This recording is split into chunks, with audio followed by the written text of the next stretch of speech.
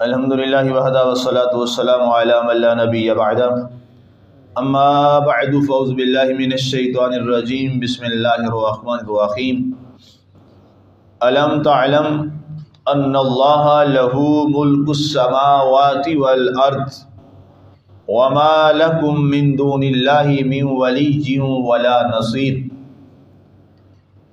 کیا تم جانتے نہیں کہ بے شک اللہ ہی کے لیے ہے آسمانوں اور زمین کی بادشاہی،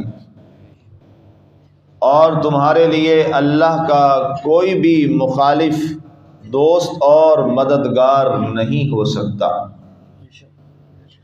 سامعین، آج ہماری سورہ البقرہ شریف کی آیت مبارکہ نمبر 107 کی تلاوت و ترجمہ کا شرف نصیب ہوا۔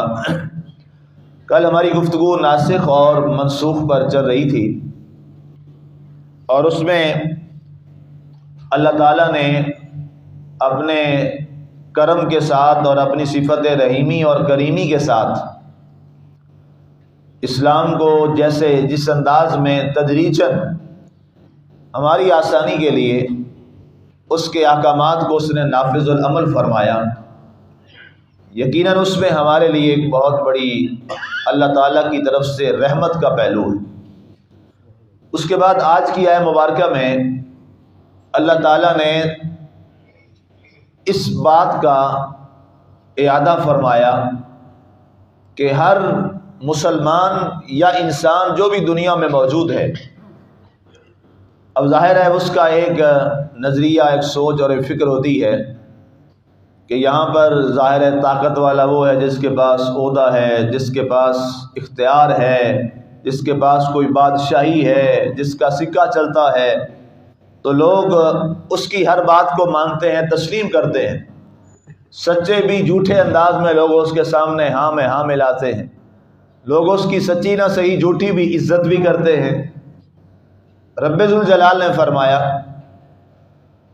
اے یہودیوں، اے عیسائیوں، اے انسانوں، اے مسلمانوں، اب یہ پیغام اور بات سب کے لیے کہ یہ یاد رکھو ان اللہ لہ ملک السماوات والارض، کہ اس کائنات میں حقیقی جو بادشاہی ہے آسمانوں کی اور زمین کی، وہ صرف اور صرف اللہ کی ہے۔ یہ بات طے ہے۔ اس کائنات کا حقیقی جو بادشاہ ہے وہ کون ہے؟ اللہ تعالیٰ ہے۔ اس کائنات کا حقیقی جو مالک ہے وہ اللہ تعالیٰ ہے۔ اس کائنات کے فیصلے کا حقیقی اختیار صرف اللہ کے پاس ہے۔ اس کے سوا کوئی ایک شخص بھی اس کائنات میں نہیں ہے جو یہ کہہ سکے کہ یہ میرے پاس اپنا ذاتی اختیار ہے، میری ذاتی بادشاہی ہے، میری ذاتی حکومت ہے۔ کسی کی بھی نہیں ہے۔ یہاں پر جو کچھ بھی جس کے پاس ہے وہ صرف اور صرف میرے اللہ کا ہے۔ اس عقیدے کو مضبوط کرنے کی ضرورت ہے، اور یہ عقیدہ جتنا مضبوط ہوتا چلا جائے گا اتنے آپ بے خوف ہوتے چلے جائیں گے۔ یہ یاد رکھیے، یہ عقیدہ جس میں جتنا مضبوط ہوگا اور جس کے سامنے جتنی یہ بات پکی ہوتی چلی جائے گی، اتنا ہی وہ دنیا کے لوگوں سے بے خوف ہوتا چلا جائے گا، اس لیے کہ اس کی جتنے سے جتنا بھی کوئی بڑا بادشاہ بن کے آئے گا اس کے سامنے اس کی کوئی وقت نہیں ہوگی، کیونکہ اس کی نظروں میں بڑا بادشاہ بیٹھا ہوا ہوتا ہے۔ ایسی بہت سی مثالیں ہیں ایسے لوگوں کی جنہوں نے اللہ کو ہی صرف بادشاہ مانا ہوا تھا۔ عملی طور پر آپ دیکھ لیں، صحابہ کرام سے آپ شروع ہو جائیں، اللہ کے نبی صلی اللہ علیہ وسلم کے صحابہ کرام، اہل بیت اطہار، یہ آگے چلتا چلتا نظام آ جائیں، تابعین تک آ جائیں، اور جن کے ہم مقلد ہیں امام اعظم ابو حنیفہ رضی اللہ تعالیٰ عنہ، آپ کو دیکھ لیں، آپ قید میں چلے گئے، آپ کی شہادت بھی قید میں ہوئی، اس وقت کے بادشاہ نے آپ کو قید میں ڈال دیا، آپ نے فرمایا تم زندان میں ڈال سکتے ہو، تمہاری صرف یہی حیثیت ہے لیکن مجھے تمہاری بادشاہی سے کیا لگے، میں تو ایک بڑے بادشاہ کو مان چکا ہوں۔ سبحان اللہ۔ زندان میں ڈال دو۔ قرآن میں دیکھیے سورہ یوسف کو پڑھ لیجئے، جناب سیدنا یوسف علیہ السلام کتنے سال زندان میں رہے، کوڑے بھی کھاتے رہے، لیکن بادشاہی کس کی مانی؟ صرف اس اللہ کی مانی۔ امام احمد بن حنبل کو دیکھ لیجئے، ان کا کیا حال کیا گیا، ان کی شہادت بھی زندان میں ہوئی، قید خانہ میں ہوئی، لیکن آپ نے فرمایا ہم تو ایک کو ہی بادشاہ مانتے ہیں اور اسی کو مان چکے ہیں۔ یہی چیز آگے آ جائیں عراق، شام، بغداد، وہاں کے جتنے وہ درویش اور فقیر لوگ تھے جنہوں نے اللہ سے اپنا تعلق مضبوط کر لیا تھا، ان ہستیوں نے بھی صرف بادشاہی اللہ کی مانی۔ شیخ عبد القادر جیلانی رحمۃ اللہ تعالی علیہ، اس وقت کا خلیفہ اور بادشاہ، وہ اتنا خوف زدہ رہتا تھا آپ سے، خلیفہ مستنجد باللہ، حالانکہ عباسی خاندان کا وہ بڑا تگڑا بادشاہ تھا، تو وہ بڑا پریشان ہوتا تھا اور ہر وقت ڈرتا رہتا تھا کہیں عبد القادر میرے بارے کوئی ایسے لفظ ہی نہ بول دے کہ لوگوں میں میری بے عزتی ہو جائے۔ اور جب اس سے ایک دفعہ شیخ عبد القادر جیلانی کو دوران خطبہ جمعے میں چھینک آئی تو آپ نے الحمدللہ کہا تو سب نے یرحمک اللہ کہا تو ہزاروں کا مجمع تھا، تو اس کی آواز اس کے محل میں گئی، اتنی بلند آواز، اتنے لوگوں نے کہا، اس نے کہا یہ کیا ہوا ہے؟ انہوں نے کہا جی شیخ عبد القادر کو چھینک آئی ہے، تو انہوں نے الحمدللہ کہا ہے، لوگوں نے ان کی محبت میں سب نے یرحمک اللہ کہا ہے کہ اللہ تم پہ رحم کرے۔ تو وہ ڈر گیا، اس نے کہا جس کی چھینک پر لوگ اس کو اتنی عزت دیتے ہیں، بادشاہی ہماری نہیں ہے، بادشاہی تو اسی فقیر کی۔ سبحان اللہ۔ یہ ہمارے لاہور کا واقعہ سن لیں، ہمارے قریب کا، اورنگزیب عالمگیر کتنا بڑا بادشاہ تھا، یہ پورا علاقہ اس کے پاس تھا، یہاں کا وہ جو چاہے وہ کرتا تھا۔ تو جب یہ حضرت میاں میر رحمۃ اللہ تعالی علیہ، اب یہ بھی وہ ایک شخص تھا جس نے اللہ کی بادشاہی کو ہی مانا ہوا تھا، اور ان کی آنکھوں میں اللہ کی توحید کہ میں جو ہے اور پیالے چھلکتے ہوتے تھے اللہ کی توحید کے، اللہ کی محبت کے۔ اس نے کہا جی میں آپ سے ملنا چاہتا ہوں، بڑے لاؤ لشکر کے ساتھ آیا، تو آپ نے فرمایا نہیں ہم نہیں ملتے۔ اب وہ بڑا سمجھدار بھی تھا، دین بھی پڑھتا تھا، علماء اس کے تائیں میں ہوتے تھے، تو اس نے آیت پڑھی کہ شیخ قرآن میں لکھا ہے اطیعوا اللہ و اطیعوا الرسول و اولی الامر منکم، اطاعت کرو اللہ کی اور اللہ کے رسول کی، اور جو تمہارے اوپر بادشاہ فرما روا اولو الامر مقرر کیے جائیں ان کی۔ آپ تو قرآن کی روح سے پابند ہے میری بات سننے کے۔ آپ نے فرمایا ہاں بالکل ٹھیک تو نے کہا، ترتیب کیا ہے دوبارہ آیت پڑھو، کہا جی اطیعوا اللہ و اطیعوا الرسول و اولی الامر منکم، فرمایا پہلے اللہ کی اطاعت پوری کر لوں، رسول کی پوری کر لوں، پھر اگر پوری ہوگی وقت بچ گیا تو تجھے بھی مل لوں۔ کیا خوبصورت جواب دیا۔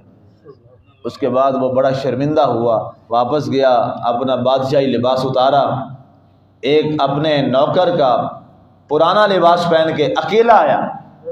آپ پھر اس سے ملے، آپ نے فرمایا تو کیا سمجھتا ہے کہ بادشاہی کے ساتھ تو مجھے ڈرا کے اپنی بات کر لے گا؟ اب تجھے ملا ہوں نا، تو فقیرانہ انداز میں آیا ہے، یاد رکھ اورنگزیب عالمگیر تو شاید دنیا کے لیے تو بڑا بادشاہ ہوگا اور دنیا تجھ سے ڈرتی ہوگی، جو میرا بادشاہ ہے نا جب سے اس کو مانا ہے میں کسی سے نہیں ڈرتا۔ اصل یہ ہے، اقبال رحمۃ اللہ علیہ نے کہا تھا نا، ایک سجدہ جسے تو گراں سمجھتا ہے، ہزار سجدوں سے دیتا ہے آدمی کو نجات۔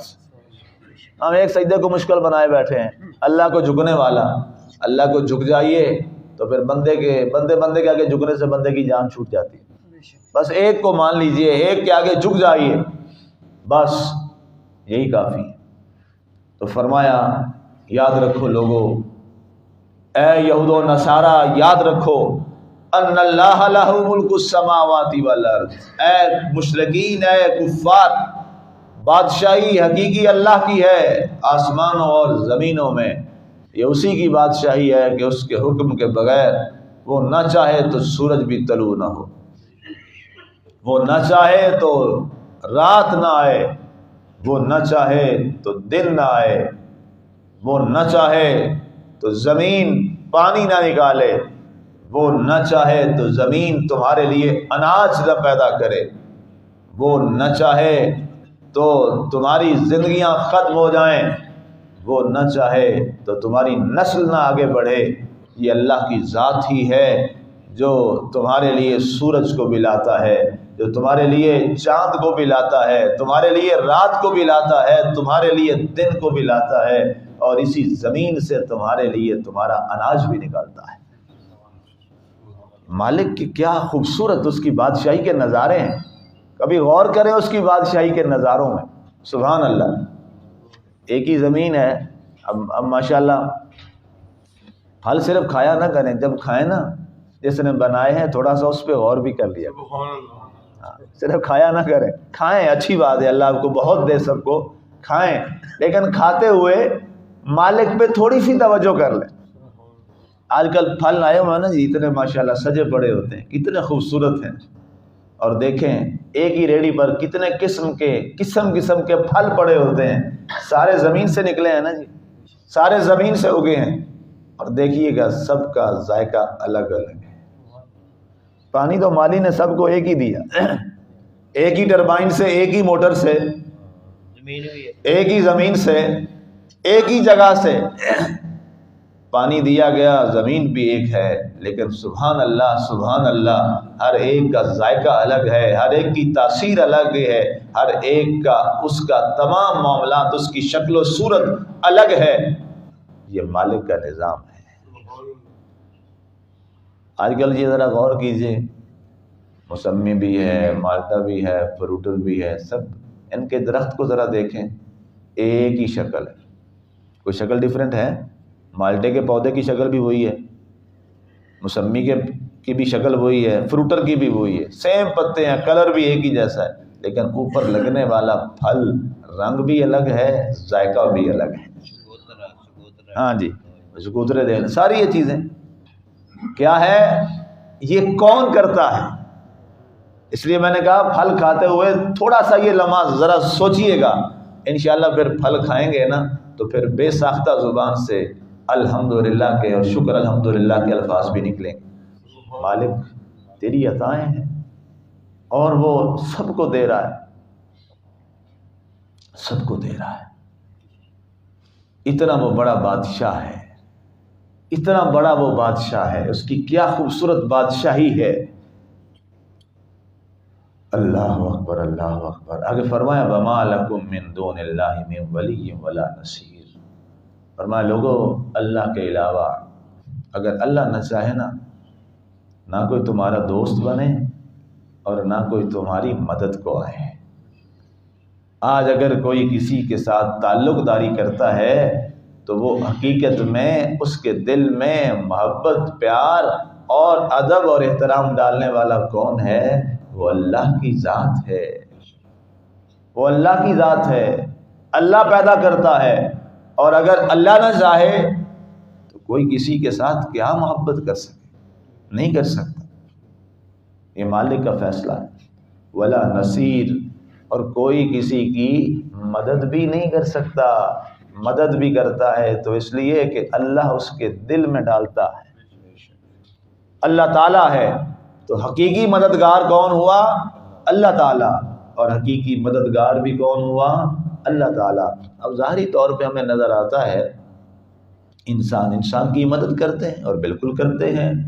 آپ تکلیف میں ہیں، کسی مجبوری میں ہیں، کسی مسئلے میں ہیں، میں نے آپ سے کہا، آپ نے مجھ سے کہا، وہ تکلیف دور ہو گئی، وہ مسئلہ حل ہو گیا، آپ نے میری مدد کر دی، میں نے آپ کی مدد کر دی، آپ نے کسی مسلمان بھائی کی مدد کر دی، ہم کرتے ہیں۔ کوئی مستحق تھا، اس کی مدد کر دی، کوئی مجبوری میں تھا، اس کی مدد کر دی۔ اب نظر تو سامنے ایک انسان آتا ہے کہ انسان کی مدد کر رہا ہے، سامنے یہی نظر آ رہا ہے، تصویر یہی ہے کہ ایک آدمی کی مدد کر رہا ہے، لیکن حقیقت میں مدد دینے والا کون ہے؟ اللہ کی ذات ہے۔ اللہ نے اس کے دل میں یہ بات ڈالی، اللہ نے اس کے دل میں یہ جذبہ ڈالا تو اس کی مدد کر دی اور فرمایا تم اس بندے کا بھی شکریہ ادا کرو۔ یہ شکریہ بولنا اور شکریہ ادا کرنا یہ بھی اسلام ہے، یہ اپنے اندر یہ چیز ہمیں پیدا کرنی چاہیے۔ یہ حدیث پاک ہے باقاعدہ، اللہ کے نبی صلی اللہ علیہ وسلم نے فرمایا من لم یشکر الناس لم یشکر اللہ، جو لوگوں کا شکریہ ادا نہیں کرتا وہ اللہ کا بھی شکریہ ادا نہیں کرتا۔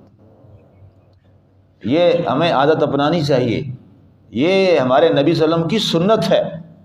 تو سر کہتے ہیں وہ جی انگریز یہ بڑا کہتے ہیں، میں کہا چھوڑو، انگریزوں نے اسلام کو لے لیا، اصل تو ہمارا یہ کام تھا۔ ہمارے نبی نے ہمیں بتایا ہے کہ جب تمہارے ساتھ تمہیں کوئی کھجور بھی ایک دے نا تو فرمایا تم اس کا شکریہ ادا کرو، تمہیں ایک گلاس پانی کا دے دے تم اس کا شکریہ ادا کرو، فرمایا تمہارے لیے کوئی آسانی کا پہلو کر دے اس کا شکریہ ادا کرو، فرمایا جب تم اس کا شکریہ ادا کرتے ہو تو اس سے وہ راضی ہوگا، خوش ہوگا اور تمہارے درمیان محبت اور بڑھے گی۔